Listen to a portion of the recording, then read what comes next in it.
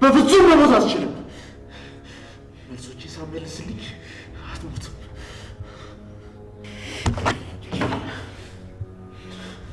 ምን ላድርገው?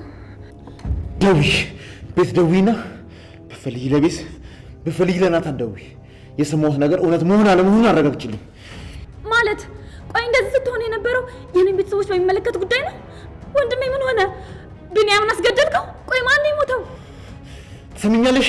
የምልሽን ብቻ አድርጊ። ደውይ እሱ ስልክ። እሺ።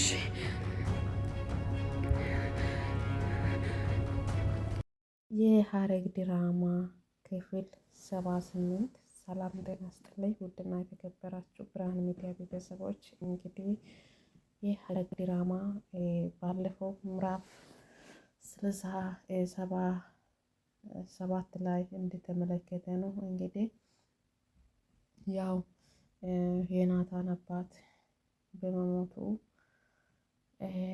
አልቆ ነበረ። ዛሬም ደግሞ የናታን አባት መሞቱን ሰምቶ በጣም እንደደነገጠ ባለፈው አይተነዋል። እና ናታንን ያስገደለው እንግዲህ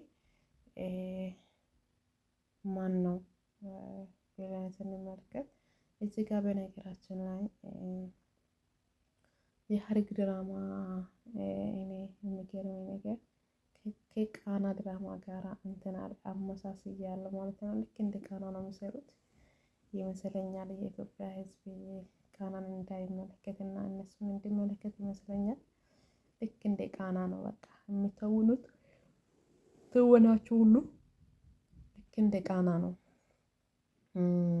አሁን ያው ብዙ ድራማዎች ስንመለከት እንደ ድሮ ኢትዮጵያ ፊልም አይደለም፣ እንደ ድሮ ኢትዮጵያ ድራማ አይደለም። በጣም በብዙ ተቀይሯል። በጣም ገርሞኛል። ብቻ ደስ ይላል። የሰው የውጭን ፊልም እንዳያይ የራሳችን ድራማ የራሳችን ነገር እንድናይ ነው መሰለኝ። በጣም ከቃና ጋራ መሳሰያለሁ። እኔ ይህም ሆነ ያ ማለት አሁን የአፋቸው ቅልጥፍና አሁን ለምሳሌ ቃና ላይ እንደምትመለከቱት አፋቸው ላይ በጣም ቅልጥፍና አለ። በጣም ቅልጥፍና አለ አፋቸው ላይ። አሁን የቃና ድራማ ብትመለከቱት እንዲሁም ደግሞ አሁን የአማርኛ ፊልም እንደዛ ነው የተጀመረው። አፋቸው ላይ የሆነ ቅልጥፍና የሆነ ፈጠን ፈጠን ማለት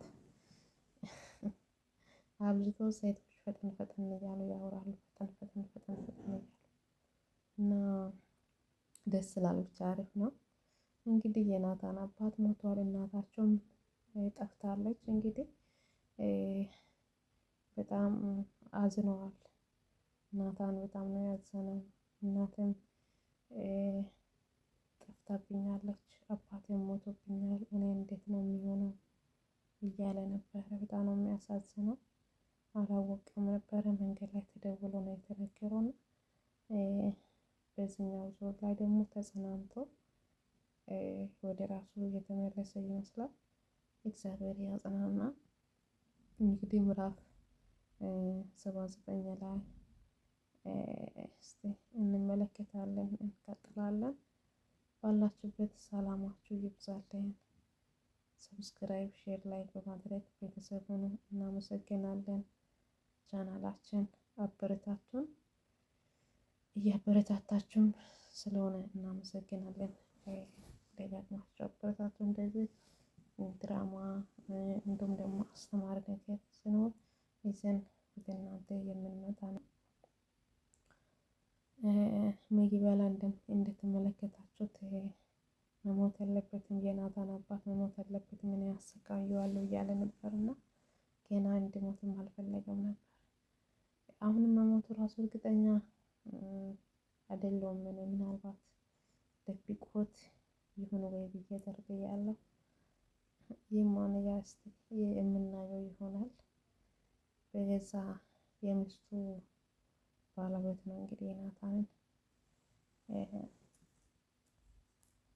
ናታንን አባት የናታን ብቻ ለናታን የምትቀርብ ዘመድ ናት ይመስለኛል። መግቢያ ላይ ደውዪ ምናምን እያላት ነበር እና አንተ ነው ወይ ለቤተሰቦች ግድ የለኝ ወይ እያለች ነበር።